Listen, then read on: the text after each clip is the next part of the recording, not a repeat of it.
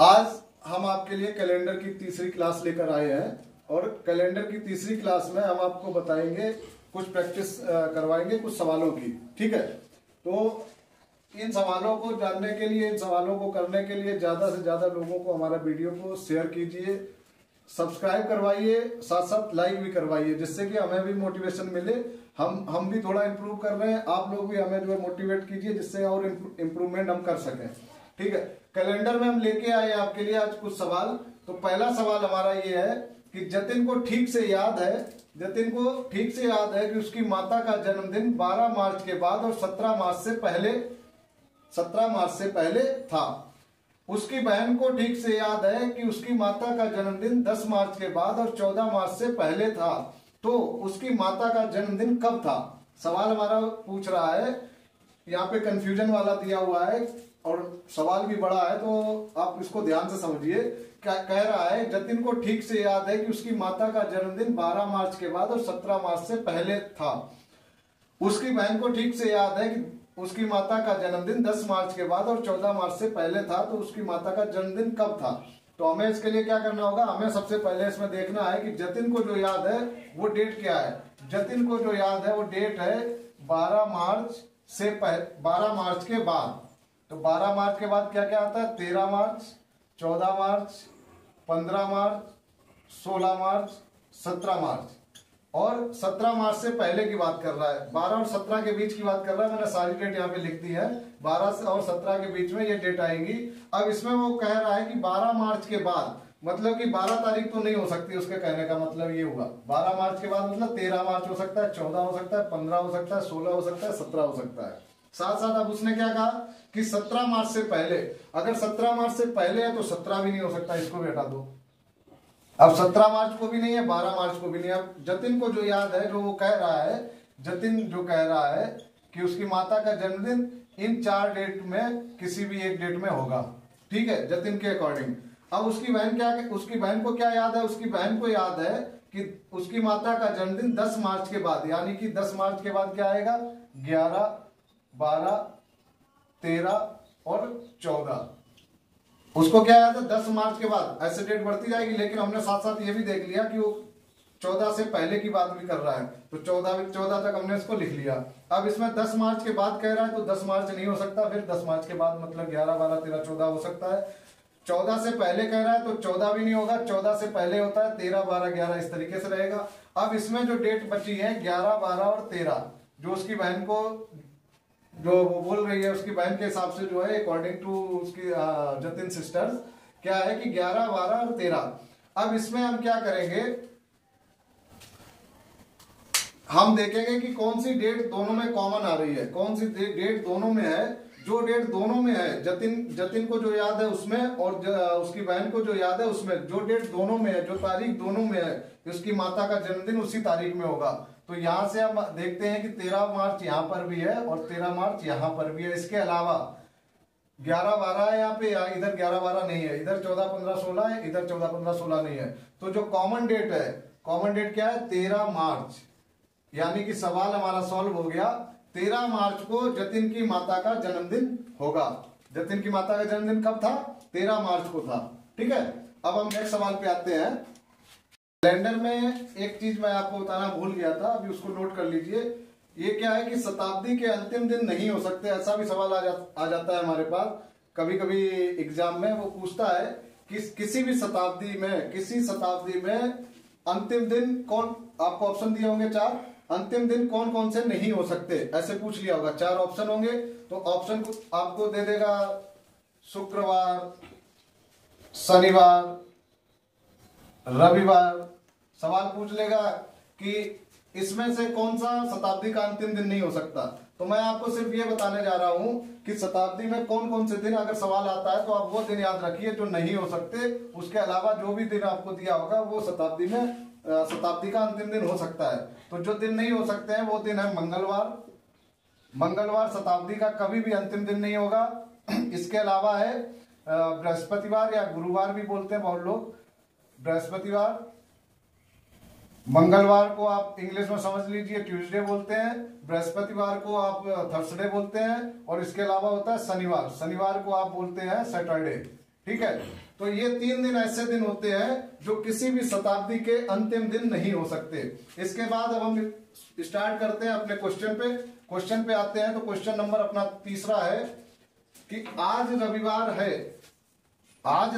है, आगामी कल से 3 दिन बाद का दिन पूछ रहा है वो।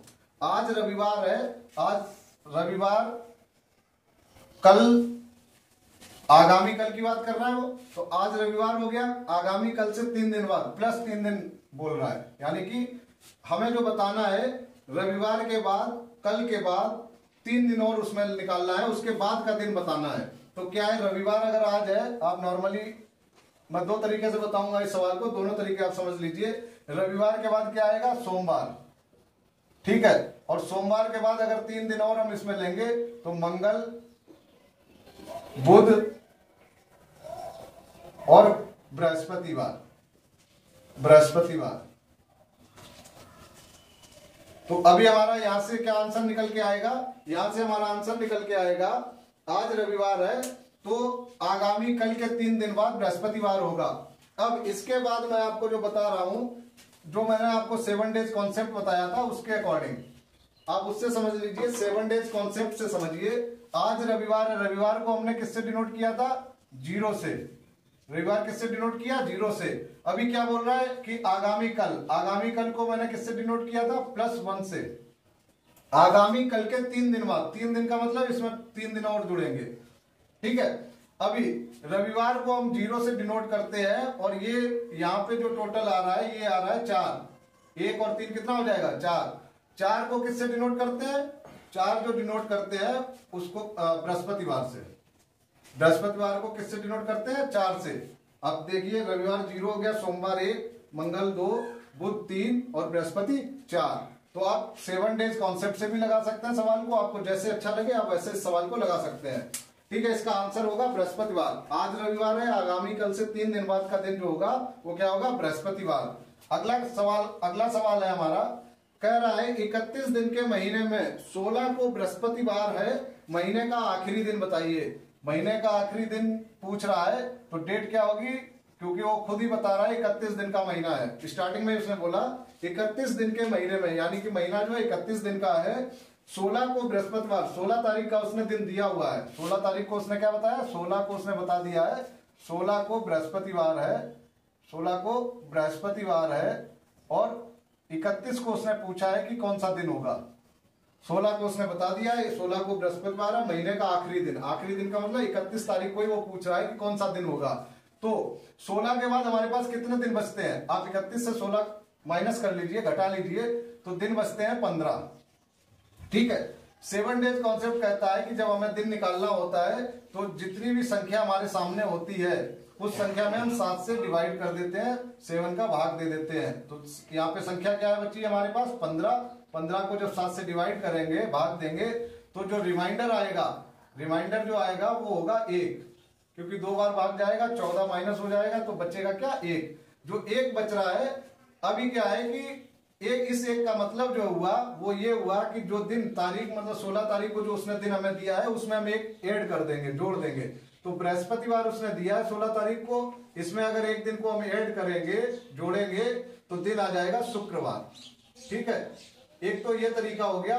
दूसरा हम इसमें ये भी कर सकते हैं कि उसने हमें दिया हुआ है कि 16 तारीख को बृहस्पतिवार है, बृहस्पतिवार को हम डिनोट करते हैं, 7 डेज कॉन्सेप्ट पे आ जाओ, डिनोट करते हैं 4 से, ठीक है। 4 में यहाँ पे जो हमारे पास रिमाइंडर आया है, जो रिमाइंडर आया है वो क्या है, 1, और 1 इसमें अगर हम ऐड करेंगे, क्योंकि 16 के बाद ही 31 आएगी ना कि 16 से पहले, अगर पहले आएगी तो क्या है माइनस में बात होगी। अभी क्या है आगे की बात हो रही है तो प्लस में बात होगी। 4 और 1 5, और 5 किसका जो है किस दिन को हम 5 से डिनोट करते हैं, वो दिन है शुक्रवार, ठीक है। तो यहां से भी निकल के आ गया शुक्रवार, और इससे पहले जो बताया वहां से भी शुक्रवार निकल के आया। तो ये हो गया। अभी हम 1-2 सवाल और करवाएंगे आपको। अपने अगले सवाल पे आते हैं। क्वेश्चन नंबर 4 कह रहा है कि 1 जनवरी को शुक्रवार था, अधिवर्ष में मार्च की पहली तारीख को कौन सा दिन होगा।